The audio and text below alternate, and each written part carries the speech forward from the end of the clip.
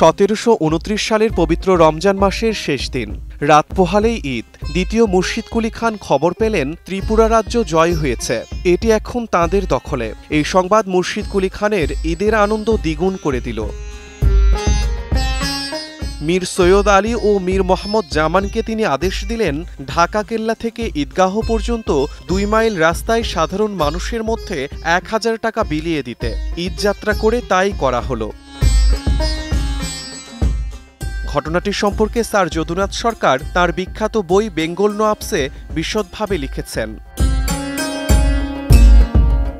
পরবর্তী 200-250 বছর পর্যন্ত নায়েব নাজিমরা ধারাটি অব্যাহত রেখেছিলেন। এসব ঘটনা থেকে বোঝা যায় সেকালে ঈদ উৎসবের সময় নবাবেরা নিজেদের শান শৌকত আর আনন্দ প্রকাশের জন্য বড় একটা বহর নিয়েই ঈদগাহে যেতেন এবং সাধারণ মানুষকে দিতেন উপহার। নিম্নবিত্ত মানুষও তখন রাস্তার 2 ধারে দাঁড়িয়ে থাকত মুঘল আমিরদের ঈদযাত্রা দেখার জন্য বা উপহার পাওয়ার আশায়।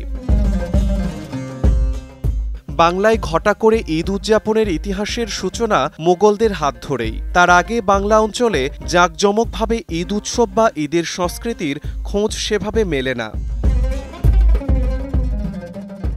ইতিহাস ঘাঁটলে এ অঞ্চলে প্রথম যে ঈদগাহের সন্ধান মেলে সেটি 1640 সালের দিকে ধানমন্ডিতে নির্মিত।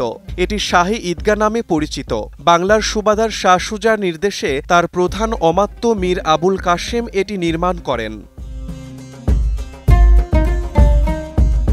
ঢাকার ইতিহাসবিদ হেকিম হাবিবুর রহমানের লেখা থেকে জানা যায়, 1640 সালে প্রথম দিকে গড়ে ওঠা ধানমন্ডির ওই ঈদগাহে সবার যাওয়ার সুযোগ ছিল না। কেবল নবাব, উচ্চপদস্থ রাজকর্মচারী, কাজী, হাকিম এবং তাঁদের বন্ধুবান্ধবী ঈদগাহে যেতেন। পরে 17 শতকের দিকে সিলেটের প্রথম ঈদগাহ শাহী ঈদগাহ এবং 18 শতকে কিশোরগঞ্জের নরসুন্দার তীরে শোলাকিয়া ঈদগাহ সহ পর্যায়ক্রমে দেশের বিভিন্ন এলাকায় ঈদগাহ বা ঈদের মাঠের গোড়াপত্তনের মধ্য দিয়ে মূলত মুসলমানদের এই প্রধান ধর্মীয় উৎসব পূর্ব বাংলার সাধারণ মানুষদের মধ্যে ব্যাপকভাবে ছড়িয়ে পড়ে। এর আগে বাংলার সাধারণ মানুষকে আনুষ্ঠানিকভাবে ঈদ উৎসব উদযাপন করতে তেমনভাবে দেখা যায়নি। জেমস টেলরের লেখা টপোগ্রাফি অব ঢাকা কিংবা জেমস ওয়াইজের বই ঘাঁটলে জানা যায়, তখনকার সময়ের সাধারণ মুসলমানদের মধ্যে ধর্মীয় বিষয় আশ্রয় নিয়ে আজকের মতো এতটা সচেতনতা ছিল না।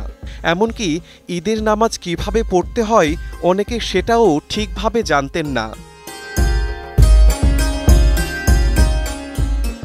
1885 সালে ঢাকার সিভিল সার্জন জেমস ওয়াইজ তার notes on races, caste and trade of Eastern Bengal বইয়ে লিখেছিলেন, ঈদের সময় লক্ষা নদীর তীরে স্থানীয় গ্রামবাসী মিলিত হয়েছিলেন নামাজ পড়ার জন্য। তবে সেটা কিভাবে করবেন তা বুঝে উঠতে পারছিলেন না।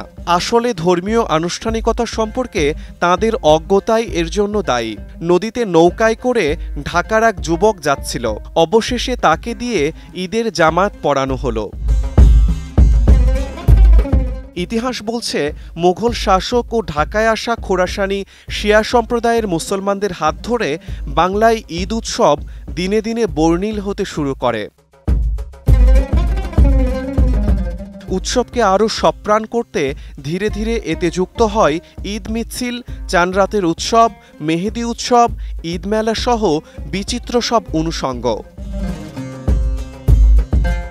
ঢাকা 50 বারাস বাহলে বইয়ে হেকিম হাবিবুর রহমান দাবি করেন, ঢাকায় যে খুশবান সংস্কৃতি তৈরি হয়েছিল তা ছিল মূলত ইরান ও আগ্রার সমাজ ব্যবস্থার অনুকরণে।